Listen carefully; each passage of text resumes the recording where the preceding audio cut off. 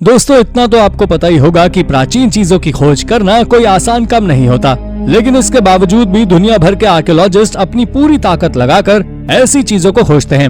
हालांकि उनका काम यहीं पे खत्म नहीं होता, क्योंकि प्राचीन चीजों को खोजने के बाद उनसे जुड़े रहस्यों को सुलझाने में सालों लग जाते हैं। साथ ही कुछ चीजों से जुड़े रहस्य तो आज भी एक रहस्य बनकर रह गए हैं। तो चलिए जानते हैं कुछ ऐसी ही बेहद रहस्यमयी चीजों के बारे में। आइए शुरू करते हैं अपनी इस वीडियो को। नंबर 10। दोस्तों आप में से ज्यादातर लोगों ने देखा होगा कि वाइकिंग साम्राज्य के लोग सिर पर 2 सिंघों वाला हेलमेट पहनते थे, लेकिन ये सच नहीं है। आपको बता दें कि इस तरह के हेलमेट 3000 साल पहले यानी कि ब्रॉन्ज एज के दौरान उपयोग किए जाते थे, और ऐसा ही एक हेलमेट का जोड़ा न्यूजीलैंड के डैनिश आइल में साल 1942 में खोजा गया था, जिनके ऊपर 2 लंबे और हल्के से बेंड हॉर्न लगे हुए थे। इन्हें फेदर्स और घोड़े के बालों से सजाया गया था, लेकिन हैरानी की बात यह है कि ये हेलमेट वाइकिंग्स का नहीं है। लेकिन इसके बाद भी ये वाइकिंग्स के एरिया में कैसे आया, जबकि इन हेलमेट्स के डिजाइन एक सार्डिनियन सिंबोलॉजी के जैसा ही है। एक्सपर्ट्स का मानना है कि ये हेलमेट स्कैंडिनेविया और मेडिटेरेनियन के बीच आज से 3000 साल पुराने रिश्ते को दर्शाता है, लेकिन हिस्ट्री में इनके कनेक्शन का कोई सबूत नहीं। फिर कैसे कोई इन दोनों के बीच के कनेक्शन पर विश्वास कर लेगा, और इसी के चलते ये हेलमेट्स आज तक एक रहस्य बने हुए हैं। नंबर 9। कनेक्शन की ही बात करें तो हर्क्यूलिस गैटिटानस के टेम्पल भी ग्रीक और रोमन्स के बीच के कनेक्शन को दर्शाता है। आप जान ले कि इस टेम्पल का जिक्र ग्रीक और रोमन दोनों की ही माइथोलॉजी में किया गया है, और दिसंबर 2021 में इस टेम्पल को पानी के अंदर स्पेनिश कोस्ट के पास बे ऑफ काडीज में खोजा गया। दरअसल इस टेम्पल की खोज केवल लाइडर टेक्नोलॉजी के चलते ही संभव हो पाई है, जिसने बे ऑफ काडीज में एक पानी के अंदर एक ऐसा स्ट्रक्चर खोजा जो एंशिएंट डिस्क्रिप्शन से मिलता जुलता था।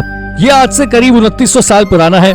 ऐसा माना जाता है कि ग्रीक और रोमन्स दोनों ही इस टेम्पल में भगवान हर्क्यूलिस से बड़े और भयानक युद्धों के लिए स्ट्रेंथ का वरदान मांगते आते थे। लाइडर टेक्नोलॉजी के अनुसार ये टेम्पल 984 फीट लंबा है और 492 फीट चौड़ा है। इसकी खोज अब तक सबसे विशाल टेम्पल की खोज की सूची में सबसे ऊपर है, लेकिन इसे आज तक कोई विजिट करने नहीं जा पाया है, इसीलिए ये एक रहस्य की गुत्थी में उलझा हुआ है। नंबर 8। दोस्तों आपको बता दें कि इन बर्क-बार्क लेटर्स को शुरुआत में केवल एक मिथ माना जाता था, क्योंकि इसका उल्लेख ईस्ट स्लाविक मैन्युस्क्रिप्ट्स में कई जगह पर किया गया था, लेकिन ये सच होगा इस बात का अंदाजा किसी को नहीं था। पर दिसंबर 2021 में एक बर्क-बार्क लेटर को वेलिकी नोवगोरोड रशिया में खोजा गया है। इस अमूल्य आर्टिफैक्ट्स को 15वीं शताब्दी के एक एस्टेट के मलबे से खोजा गया है, लेकिन आपको बता दें कि उस मलबे से केवल ये एक इकलौता आर्टिफैक्ट नहीं मिला है, बल्कि एक पुराने लेदर शूज, लकड़ी की डिशेस, मछलियां पकड़ने वाले जाल, सिंकर्स और कई अन्य आर्टिफैक्ट्स मिले, जिसमें से सबसे पुरानी चीज 13वीं शताब्दी की एक सील है, जिसमें से एक सेंट जॉन द थियोलोगियन की है, और 4 अन्य सील हैं, और बर्क-बार्क लेटर्स भी 12वीं शताब्दी का है।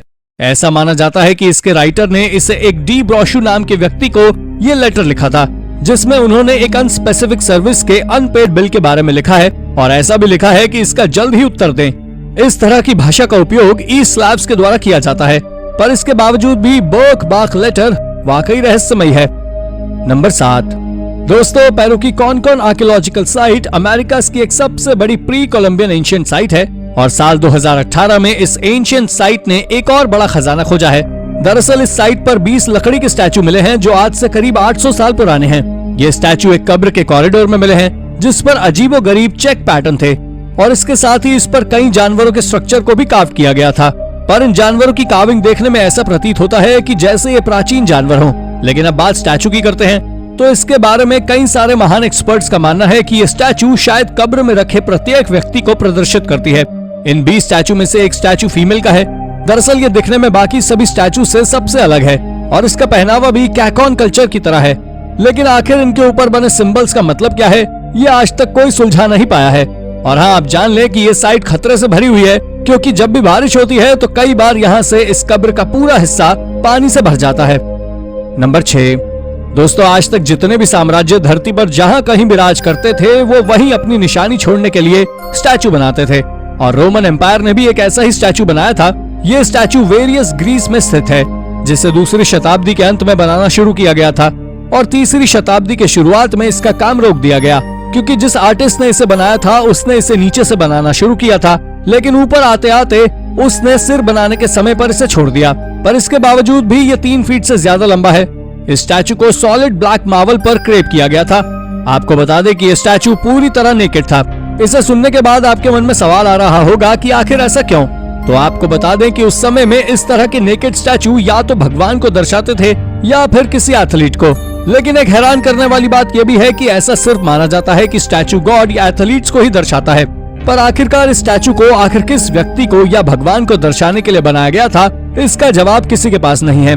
और इसी के चलते ये स्टैचू दुनिया के सबसे रहस्यमय स्टैचूज में से एक है। और दूसरी चीज जो इसे और भी ज्यादा रहस्यमय बनाती है वो इसका गायब सिर है। नंबर 5, दोस्तों इजिप्शियन जर्मन मिशन के दौरान सोहग के टेल आट्रिबिस में करीब 13,000 क्ले टेक्स्ट खोजे गए हैं। ये क्ले टेक्स्ट बहुत अजीब हैं। इनमें डेमोटिक, हायरेटिक, कॉप्टिक, ग्रीक और अरबिक जैसी भाषा में कुछ हिसाब लिखा हुआ है। इनमें से कई टेक्स्ट रोमन और बिजान्टिन युगों के हैं और प्राचीन शहरों में ये रोज की जिंदगी पर पैसों का लेन देन प्रदान करते हैं। कुछ ग्रंथों से ये पता चलता है कि इन टेक्स्ट से शहर के निवासियों का लेन देन का पता चलता है, जिन्होंने रोटी और गेहूं जैसी वस्तुओं को खरीदा और बेचा। और इसी के प्रति कुछ महान लोगों का कहना है कि ये ऐसे स्कूल से संबंधित हो सकते हैं जो राक्षसी चित्रलिपि और ग्रीक लेखन पढ़ाते थे। लेकिन आखिर इन क्ले टेक्स्ट में क्या लिखा है ये कोई नहीं जानता।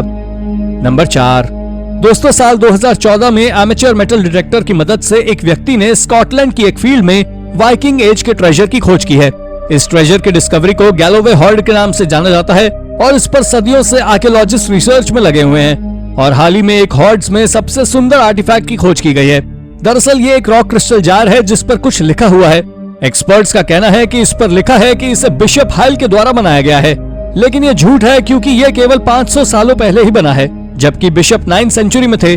और इसी के चलते कई महान आर्कियोलॉजिस्ट का कहना है कि ये किंगडम ऑफ नॉर्थम्ब्रिया से बिलोंग करता है। लेकिन ये कितना सच है और कितना झूठ कोई नहीं जानता, जिसके चलते ये आज एक रहस्य बना हुआ है। नंबर 3, दोस्तों ये बात थोड़ी ज्यादा हैरान करने वाली है कि दुनिया का सबसे पुराना पिरामिड इजिप्ट और साउथ अमेरिका की बजाय यूरोप में है। ये एक कंट्रोवर्शियल पॉइंट है, पर आपको बता दें कि मॉडर्न रिसर्च के अनुसार नॉर्दर्न सार्डिनिया इटली के Monte d' Accoddi site Neolithic site है, जिसमें एक बहुत विशाल स्टोन प्लेटफॉर्म मौजूद है जो देखने में पिरामिड के निचले भाग की तरह लगता है। और इसी कारण से बहुत से आर्कियोलॉजिस्ट इस बात को स्वीकार कर रहे हैं कि ये एक समय पर पूरा पिरामिड था। ये साइट आज से करीब 6000 साल पुरानी है और ऐसा माना जाता है कि इसे ऑज़री कल्चर द्वारा बनाया गया था। ये स्टोन प्लेटफॉर्म 40 फीट लंबा और 25 फीट चौड़ा है। लेकिन आखिर ये क्या चीज है, ये आज तक कोई पता नहीं लगा पाया है। इसके ऊपर दशकों में आर्कियोलॉजिस्ट ने हजारों दावे किए हैं, पर सच्चाई से सब आज भी अनजान है। नंबर 2, दोस्तों कई सदियों से ये बातें चली आ रही हैं कि हॉन्डुरस के जंगल में बहुत ही प्राचीन और एक विशाल शहर छिपा हुआ है, जिसे lost city of monkey God के नाम के साथ साथ व्हाइट सिटी के नाम से भी जाना जाता है। लेकिन इसकी कोई तस्वीर नहीं है। अमेरिका में नेशनल ज्योग्राफी की टीम ने 500 साल बाद व्हाइट सिटी को ढूंढ निकाला है। इस शहर में बंदर देवता के रूप में रहा करते थे। इन्होंने इस व्हाइट सिटी को मध्य अमेरिका के हॉन्डुरास में वर्षा वनों के जंगल में खोजा है। यहाँ बंदरों का एक विशाल मंदिर था जहाँ लोग पूजा करते थे। और हम एक भारतीय होने के हिसाब से देखें तो हम भी कई सदियों से वानर देवता के रूप में हनुमान जी की पूजा करते आ रहे हैं। लेकिन 2015 से पहले बहुत से लोगों ने इस बात पर विश्वास कर लिया था कि ये एक मिथ है। लेकिन बात आती है कि आखिर इसे बनाया किसने, तो ये आज तक एक रहस्यमय बात है, क्योंकि मायंस ने ऐसे स्ट्रक्चर कभी भी बनाए ही नहीं है। पर शायद आपको जानकर हैरानी होगी कि इसकी खोज के बाद भी इस सिटी तक जाने का रास्ता किसी को नहीं पता। नंबर 1, मैडागास्कर कोस्ट में पानी के नीचे के खोजकर्ताओं का कहना है कि उन्होंने कुख्यात 17वीं शताब्दी के स्कॉटिश समुद्री डाकू विलियम किड से संबंधित खजाने की खोज की है। आपको बता दें उस समय तट की खोज करते समय रिसर्चर्स को 50 किलो की एक चांदी की पट्टी मिली, जिसे वो किनारे पर लाने में सक्षम हुए। दरअसल ये चांदी की पट्टी विशेष समारोह में एक बार राष्ट्रपति के द्वारा मैडागास्कर को भेंट की गई थी। आपको जानकर आश्चर्य होगा कि कैप्टन किड को पहले ब्रिटिश अधिकारियों द्वारा समुद्री डकैती से निपटने के लिए नियुक्त किया गया था, लेकिन बाद में वो एक क्रूर अपराधी बन गया और 1701 में उसे मार दिया गया। तभी से उसके खजाने की खोज में लगे सी डाइवर्स के हाथ हाल ही में ये सफलता लगी है। तो दोस्तों ये थी हमारी आज की वीडियो। अगर आपको ये वीडियो पसंद आई हो तो वीडियो को लाइक और चैनल को सब्सक्राइब जरूर कर लें। धन्यवाद।